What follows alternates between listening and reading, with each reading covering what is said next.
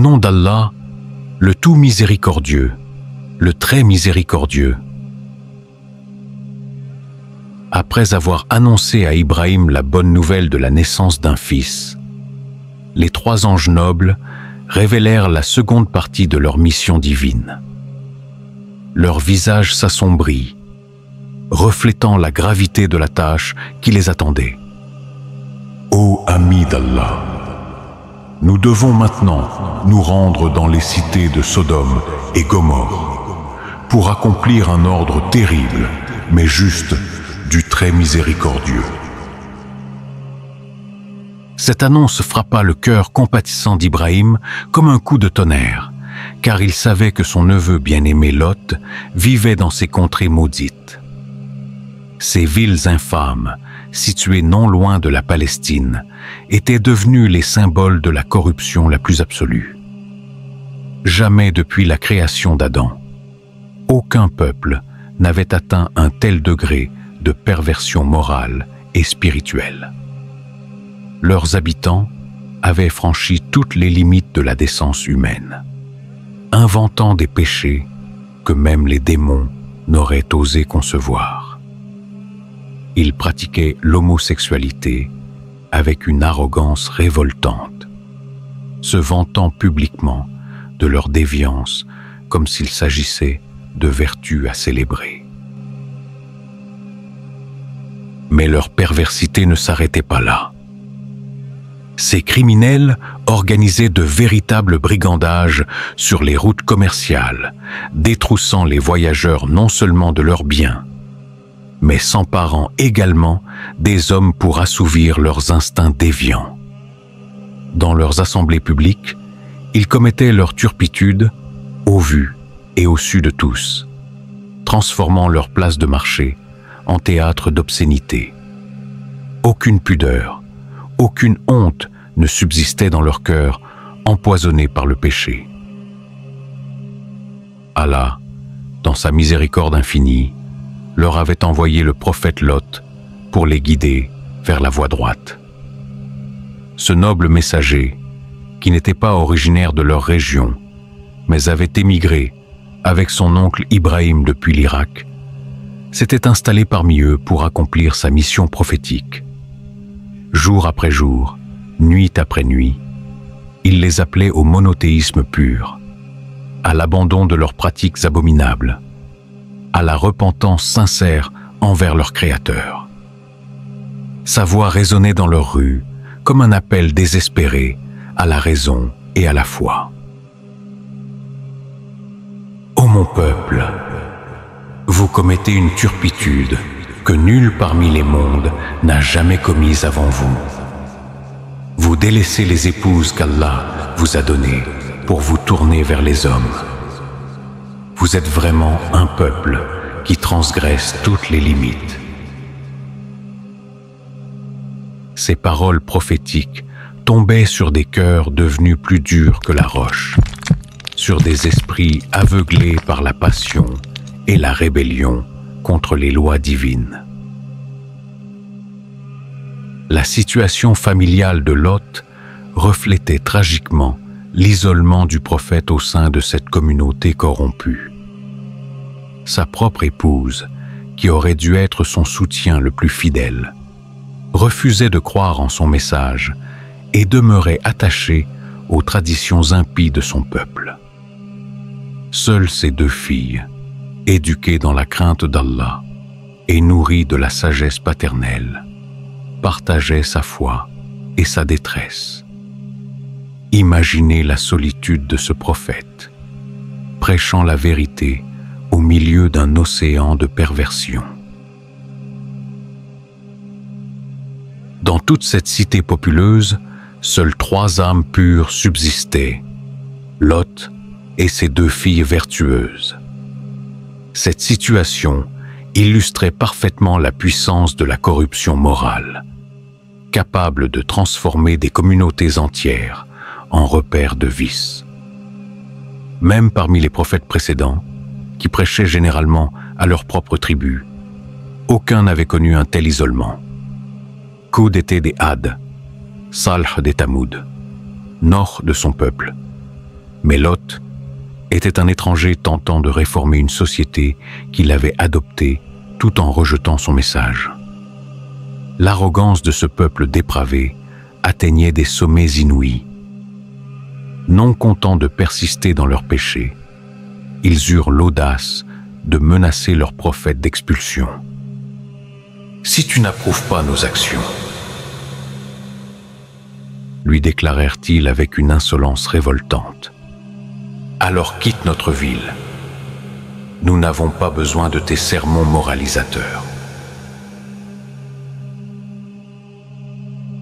Cette attitude révélait la perversion totale de leur échelle de valeur. Ils considéraient la vertu comme un défaut et la corruption comme une qualité. Expulsez de votre cité la famille de Lot, car ce sont des gens qui affectent la pureté. Quelle inversion diabolique des valeurs! Il reprochait au prophète et à sa famille de vouloir demeurer chaste et vertueux, comme si la pureté était devenue un crime dans leur société décadente. Cette déclaration révélait l'ampleur de leur aveuglement spirituel et moral. Ces paroles des habitants de Sodome et Gomorrhe résonnaient encore dans l'esprit d'Ibrahim quand les anges lui expliquèrent leur mission. Le cœur généreux du patriarche ne pouvait accepter l'idée d'une destruction massive, même pour punir les plus grands criminels. Sa compassion naturelle, amplifiée par sa qualité de prophète, le poussait à intercéder pour ces peuples corrompus, espérant encore un miracle de repentance collective. Ô messager du très miséricordieux, ne pourriez-vous pas retarder ce châtiment? Peut-être qu'Allah les guidera vers la repentance. Peut-être qu'ils finiront par revenir à la raison. Cette supplication révélait la noblesse d'âme d'Ibrahim, qui préférait voir ses ennemis se repentir plutôt que d'être châtiés, même s'ils méritaient amplement leur punition. L'ami d'Allah commença alors une négociation poignante avec les anges, démontrant sa miséricorde infinie. Et s'il y avait 50 croyants parmi eux? Demanda-t-il avec espoir. Nous ne les châtierions pas s'il y en avait 50. Répondirent les anges avec patience. Et 40? Insista Ibrahim. Même pour 40, nous les épargnerions. Confirmèrent-ils. Le prophète continua sa démarche. Et 30? Et 20? Et même 10 seulement? Nous ne les détruirions pas s'il y avait 10 croyants parmi eux. Répondirent finalement les anges, touchés par cette intercession persistante. Mais Ibrahim savait dans son cœur que même ce nombre minimal n'existait pas dans ces cités maudites. Mon neveu Lot s'y trouve, s'écria-t-il alors, jouant sa dernière carte pour sauver ses populations. Ne pourriez-vous les épargner à cause de sa présence parmi eux? Les anges, avec leur science divine, connaissaient parfaitement la situation réelle. Nous savons mieux qui s'y trouve, ô Ibrahim, répondirent-ils avec une gravité définitive. Le Coran immortalise cette intercession admirable. Lorsque l'effroi eut quitté Ibrahim et que la bonne nouvelle l'eut atteint, voilà qu'il discuta avec nous en faveur du peuple de Lot. Ibrahim était, certes, longanime, très implorant et repentant.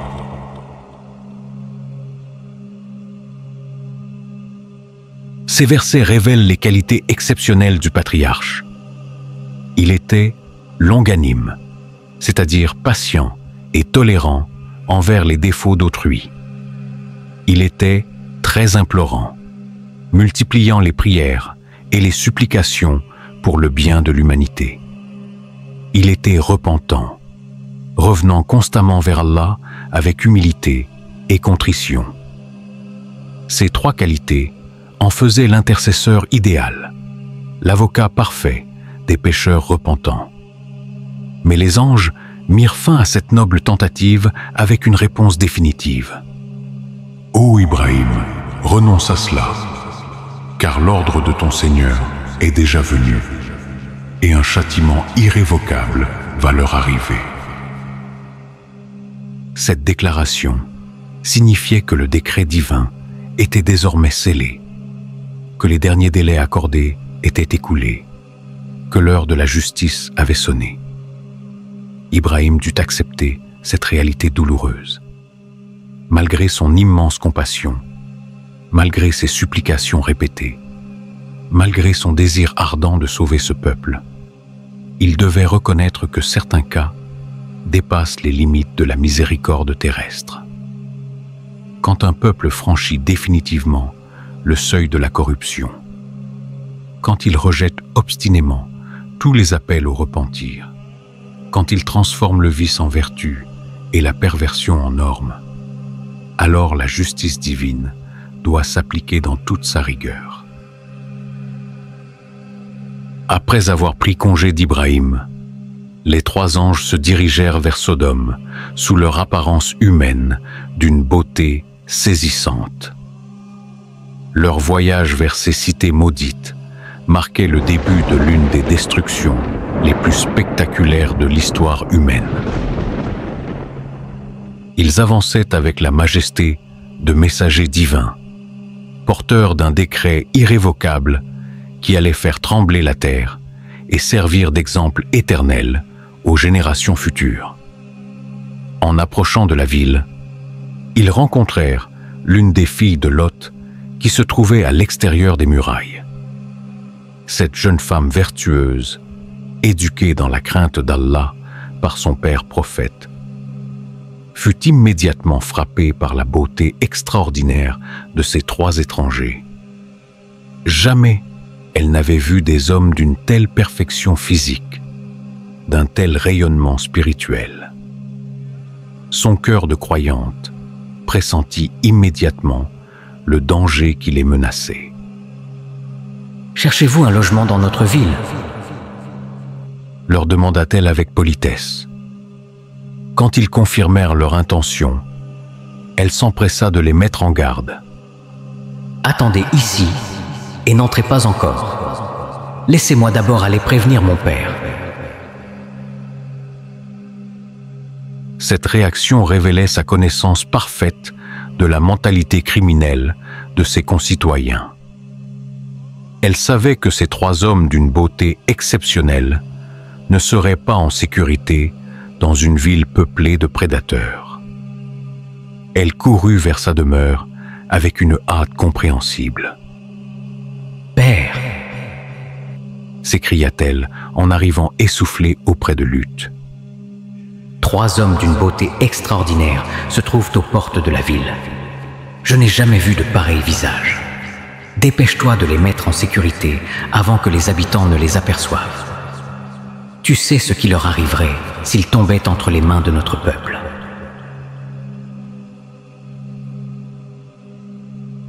Le cœur de Lot, alayhi salam, se serra d'angoisse. Il connaissait parfaitement la nature perverse de ses concitoyens et savait que ses visiteurs couraient un danger mortel. Sans perdre une seconde, il se précipita vers les portes de la ville, son esprit déjà assombri par les pressentiments les plus sombres. Voici un jour terrible, murmurait-il en courant, pressentant que cette journée marquerait un tournant dramatique dans sa mission prophétique. Il accueillit les trois anges avec empressement et les conduisit rapidement vers sa demeure. « Entrez vite !»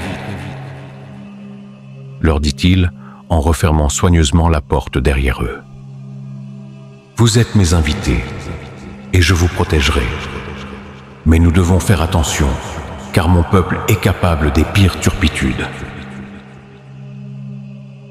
Cette hospitalité prophétique contrastait tragiquement avec l'hostilité qu'ils allaient bientôt affronter de la part des autres habitants. Mais la trahison vint de l'intérieur même de sa propre maison. Son épouse, cette femme impie qui refusait de croire en la mission prophétique de son mari, avait aperçu ces 3 visiteurs d'une beauté saisissante. Son cœur corrompu ne put résister à la tentation de les livrer à ses compatriotes pervers. Profitant d'un moment d'inattention, elle sortit furtivement de la maison pour répandre la nouvelle dans tout le quartier. « Mon mari reçoit 3 étrangers au visage d'une beauté extraordinaire. » chuchota-t-elle aux premières personnes qu'elle rencontra. Cette information se propagea comme un incendie dans la ville entière. En quelques minutes, tous les habitants de Sodome étaient au courant de la présence de ces 3 hommes dans la demeure de Lot. L'excitation perverse s'empara de la foule, qui se rassembla rapidement devant la maison du prophète. La situation dégénéra avec une rapidité effrayante. De tous les coins de la ville, les habitants accoururent vers la demeure de Lot, l'œil brillant de convoitise et le cœur empli de leur désir déviant.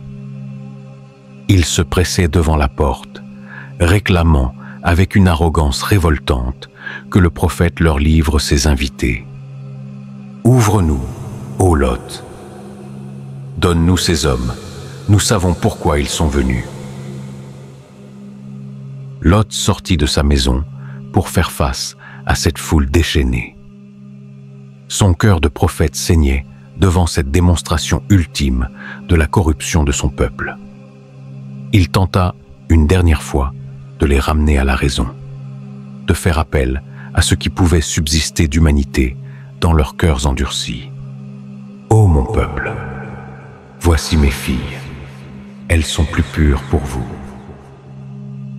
Par cette expression, le prophète désignait toutes les femmes de la ville comme ses filles spirituelles.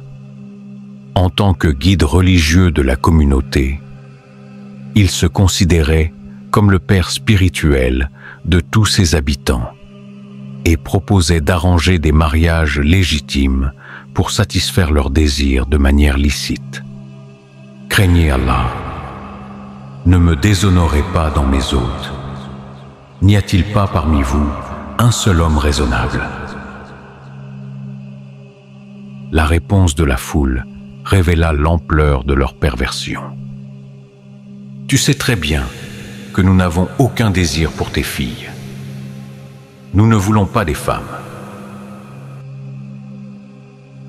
Cette déclaration publique de leur préférence pour l'homosexualité marquait le point de non-retour dans leur rébellion contre la nature humaine et les lois divines.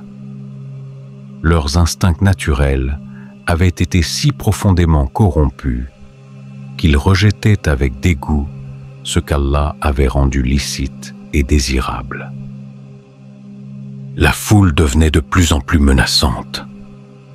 Ils se pressaient contre la porte, la frappaient avec violence, exigeant que Lot leur livre ses invités. Cette ivresse du péché les avait rendus aveugles à toute considération morale ou sociale. Ils étaient prêts à violer les lois de l'hospitalité les plus sacrées, à agresser un prophète d'Allah, à commettre leur turpitude de force. Lot se sentait complètement impuissant face à cette horde déchaînée. « Si seulement j'avais la force de vous résister, si seulement je trouvais un appui solide. » N'étant pas originaire de la région, il ne disposait d'aucune tribu pour le protéger, d'aucun clan pour le soutenir. Il était seul avec ses filles face à une ville entière transformée en meute de prédateurs. C'est alors que les anges brisèrent leur silence. Ils s'étaient tenus en retrait jusqu'à ce moment, observant le comportement du peuple de Lot, laissant se dérouler cette démonstration finale de leur corruption irrémédiable. Maintenant que la preuve était faite de leur obstination dans le péché, ils pouvaient révéler leur véritable identité et accomplir leur mission divine. Ô Lot, nous sommes vraiment les émissaires de ton Seigneur. Ces gens ne pourront jamais t'atteindre, ni te faire du mal. Cette révélation frappa le prophète comme un éclair d'espoir au milieu de sa détresse la plus profonde. Djibril, Mikaïl et Israfil, les trois archanges les plus nobles, se tenaient dans sa demeure pour le protéger et venger son honneur bafoué. Les instructions divines furent claires et précises. Pars avec ta famille à un moment de la nuit. Que nul d'entre vous ne se retourne en arrière, exception faite de ta femme, qui sera atteinte par ce qui frappera les autres. Ce qui les menace s'accomplira à l'aube. Ordonnèrent les anges. Cette promesse contenait à la fois la garantie du salut pour les croyants et l'annonce du châtiment imminent pour les corrompus. « Pourquoi attendre l'aube » demanda Lot dans son impatience compréhensible. « Détruisez-les maintenant. Pourquoi ce délai alors qu'ils sont en train de menacer vos personnes sacrées ?» Mais les anges avaient leurs ordres divins précis. L'aube n'est-elle pas proche? Sois patient, ô Lot. Le moment fixé par Allah arrivera en son temps. Cependant, la situation extérieure devenait critique. La foule tentait de forcer la porte. Leurs cris devenaient de plus en plus menaçants. Leur frénésie atteignait des sommets inquiétants.